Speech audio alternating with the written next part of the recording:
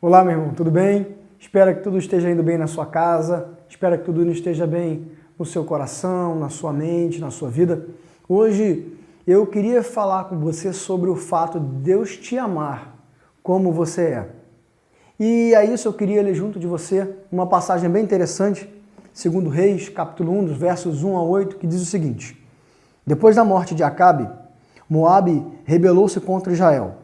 Certo dia, Acasias caiu da sacada do seu quarto no palácio de Samaria e ficou muito ferido.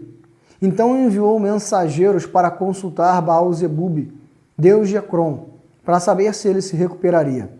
Mas o anjo do Senhor disse ao tesbita Elias: Vá encontrar-se com os mensageiros do rei de Samaria e pergunte a eles: Acaso não há Deus em Israel? Por que vocês vão consultar Baal-zebube, deus de Ecrom? Por isso, assim diz o Senhor: você não se levantará mais dessa cama e certamente morrerá. E Elias foi embora. Quando os mensageiros voltaram ao rei, ele lhes perguntou: por que vocês voltaram? Eles responderam: um homem veio ao nosso encontro e nos disse: voltem ao rei que os enviou e digam-lhe: assim diz o Senhor: acaso não há Deus em Israel? Por que você mandou consultar Baal-zebube, deus de Ecrom? Por isso você não se levantará mais dessa cama e certamente morrerá. O rei lhes perguntou: como era o homem que os encontrou e disse isso? Eles responderam: ele vestia roupas de pelos e usava um cinto de couro. O rei concluiu: era Elias, o tesbita. Você já se encontrou naquele quadro de ver uma pessoa que você admira, um profissional, um pregador, um missionário, um pai de família, um vizinho, um amigo, e você pensar no fundo do seu coração: eu nunca vou ser como essa pessoa? Já viveu isso alguma vez ou algumas vezes? Alguns desses quadros são verdadeiros. Realmente existem algumas pessoas que nós não vamos ser iguais, porque algumas delas, poucas, são diferenciadas. Mas no quadro mais amplo, nós não vamos ser iguais porque ninguém é igual a ninguém. As nossas histórias de vida se misturam à nossa personalidade, se misturam à nossa crença, se misturam com as influências que nós temos dos fatores externos e moldam quem nós somos. Então, realmente, muito difícil sermos igual a alguém.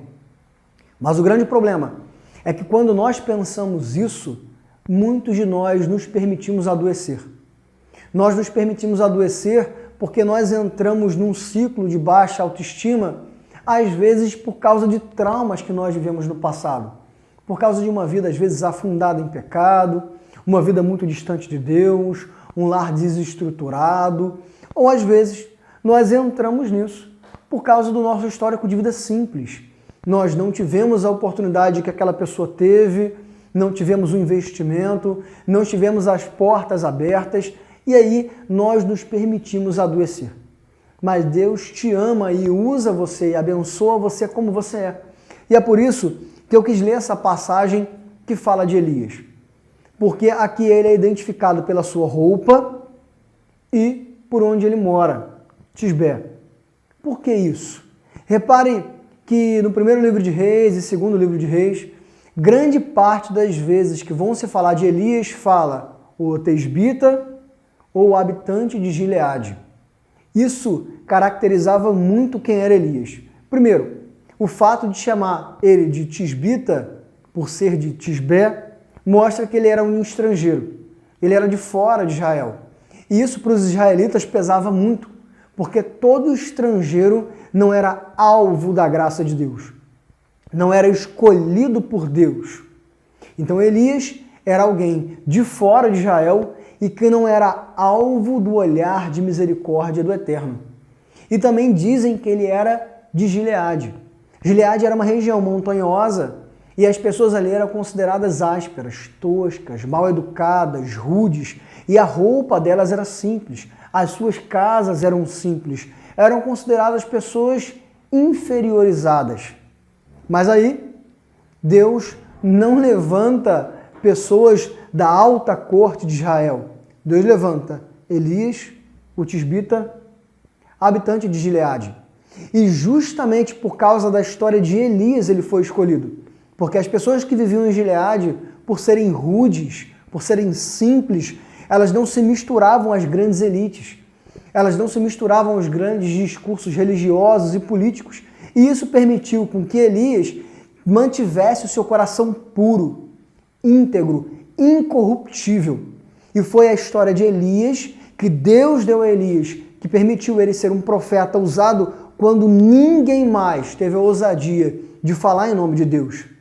Então, ainda que você tenha uma origem simples, não teve as oportunidades que você achou que você poderia ter, isso não invalida, porque muitas vezes é por causa da sua história de vida, é por causa de quem você é que Deus te escolheu para ser quem você foi chamado para ser.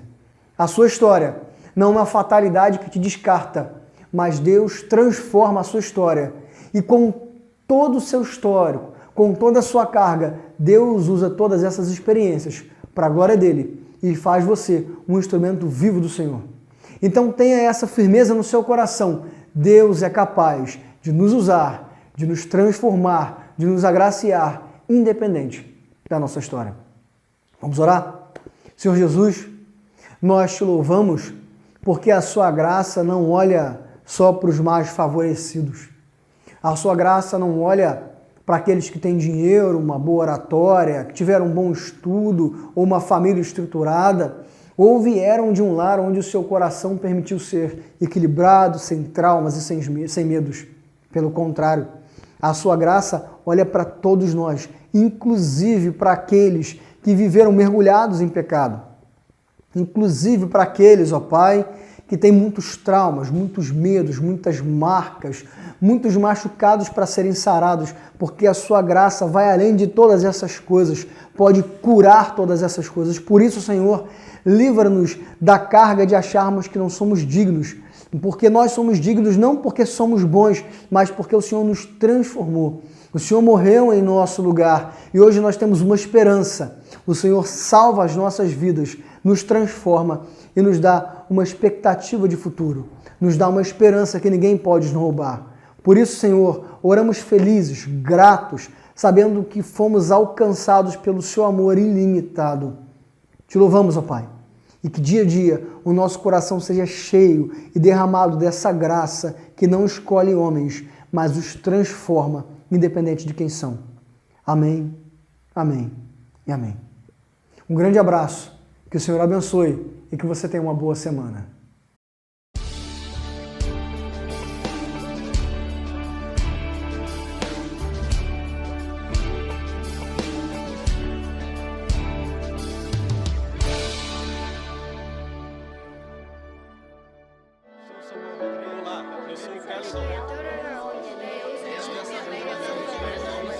Igreja Presbiteriana do Brasil, há 160 anos, abençoando a nação brasileira.